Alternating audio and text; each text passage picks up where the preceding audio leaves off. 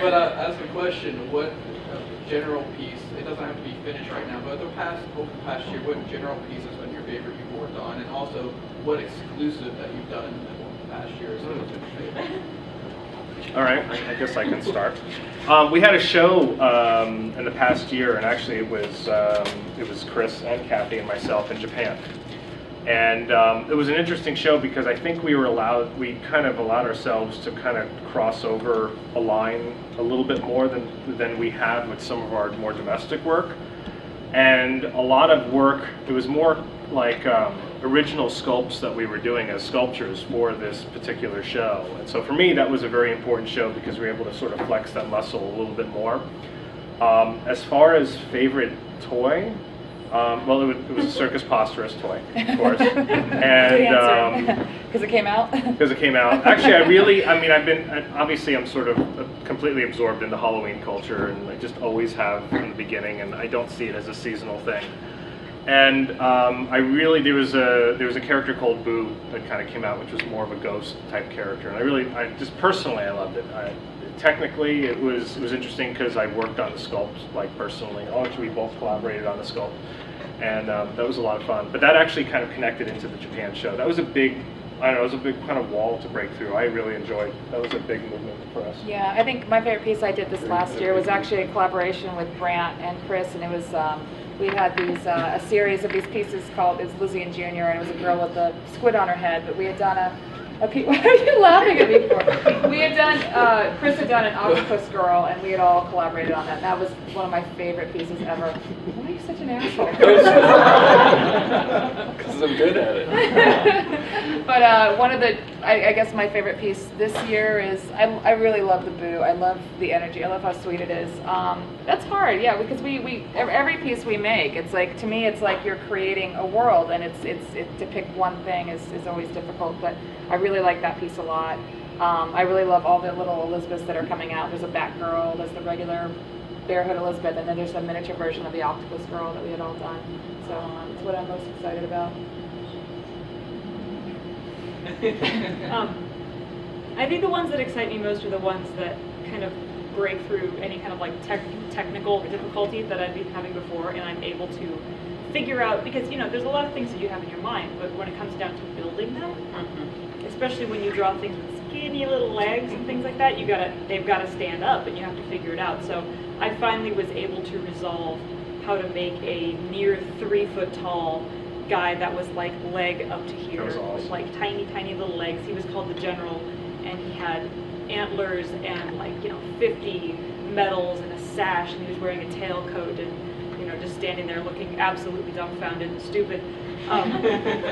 But not only was his size impressive to me, but I was so happy that I was finally able to figure out how to do that and to make it look natural and to make it do exactly what I wanted it to, that it was just kind of it's always such a big personal accomplishment when you're like, I saw this in my brain and now it exists. I actually pulled this off. And it stands up, and he's there, and he's as big as a freaking toddler. And yeah, that was really exciting to have that actually work. Well decorated. So that was a very well decorated toddler. You didn't have to compromise anything that you wanted. Exactly. It actually turned out the way that I envisioned it.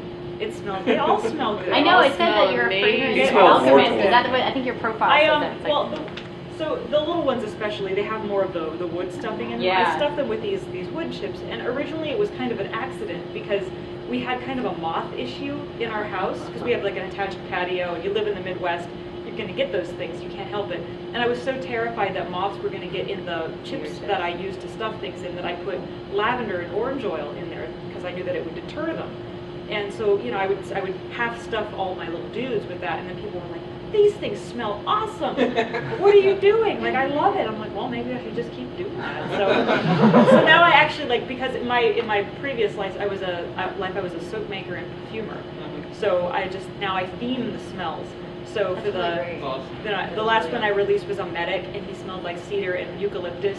So he smelled like therapy. The next one's no, it smells like everyone's gonna love them. It's the Southern California. They're gonna put everyone at ease, patchouli and marijuana.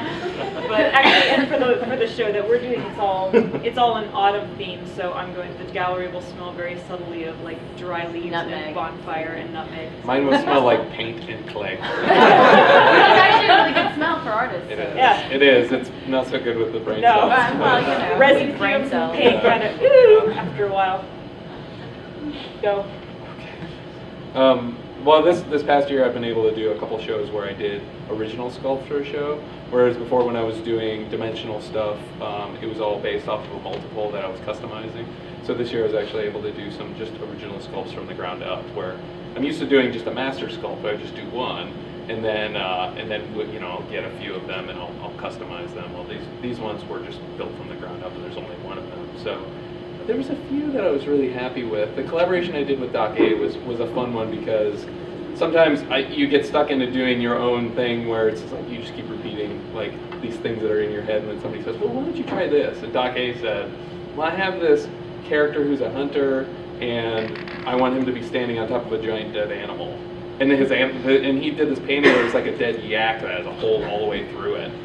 And I'm like, mine are like nice and cute, and they would never be like muddy. And I'm, oh, okay. So I just did this big dead lizard, which I cannot remember the name of the thing, because I'm starting to name them like so complicated that I can't remember what they're called, and they're ridiculous. Like I did the chug bugler this year, and I did the pensive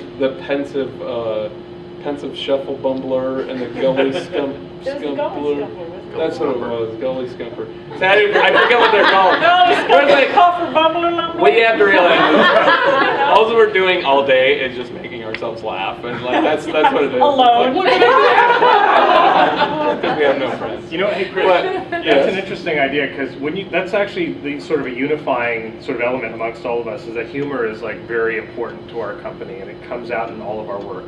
Like whether it's the painting or whether it's a toy, it's very important. So. Yeah. I mean, it's like, you know, we take what we do very seriously, but we don't take ourselves so seriously. And I think that's the thing. That's a big difference between a lot of the stuff you see in galleries, these sort of like upper echelon galleries, where the work it's starting to become like not accessible to people. It's not accessible like monetarily or otherwise. Like you're starting to feel like this is becoming too serious. Whereas like, you know, like what's the point? You know, like so, and that's why, you know, we try to keep our prices around where people can afford them. And if you can't do that with an original piece, well, we make something smaller that you can afford. So we're trying to make sure that everybody can enjoy what we're doing.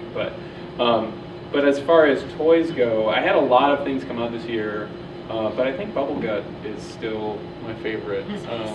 Because it was a painting that I had done, and everyone said, "Oh, we love this guy," so I had fun sculpting him, and he has a butt. So from him, a lot of the other characters are starting to have butts, because everybody loves butts. Everyone can identify with butts, and if anybody doesn't have a butt in here, I'm sorry. I'm sorry. Steve, what's your favorite toy you made this year?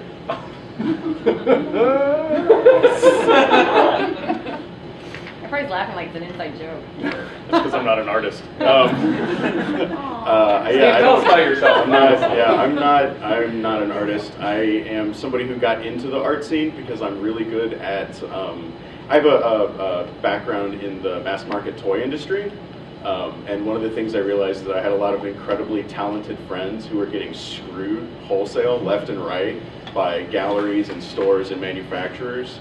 And I realized that what I could do is I could take all of these like business lessons that I learned, you know, while being held in a sleeper hold by Walmart, and take all of these painful and embarrassing lessons that I learned and actually apply that to helping people that I respect and admire to produce better work that I would actually want to purchase myself.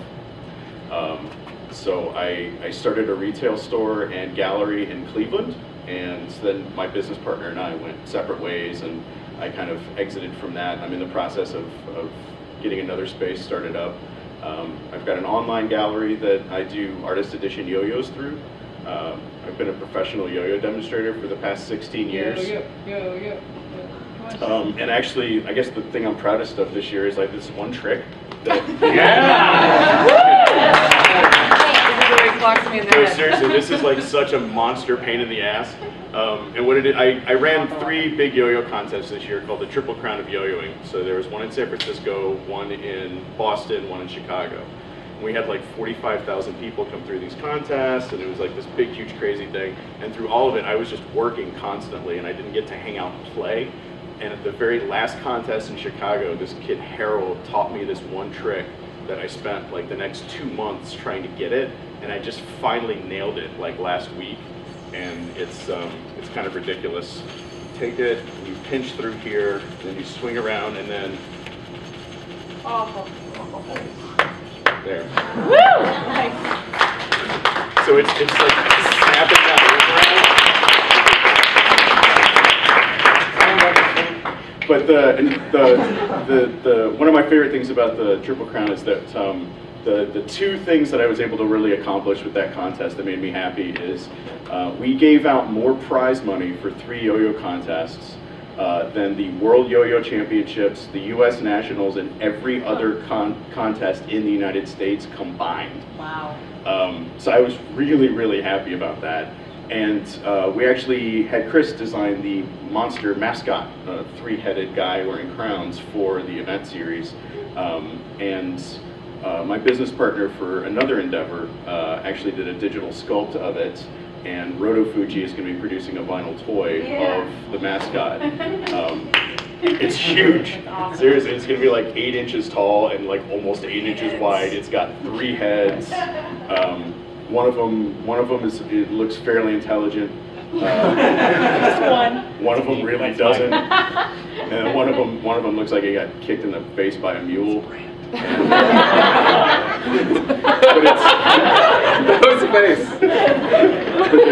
there's going to be several color editions that come out, both directly through the Triple Crown of Yo-Yo and through Roto Fuji.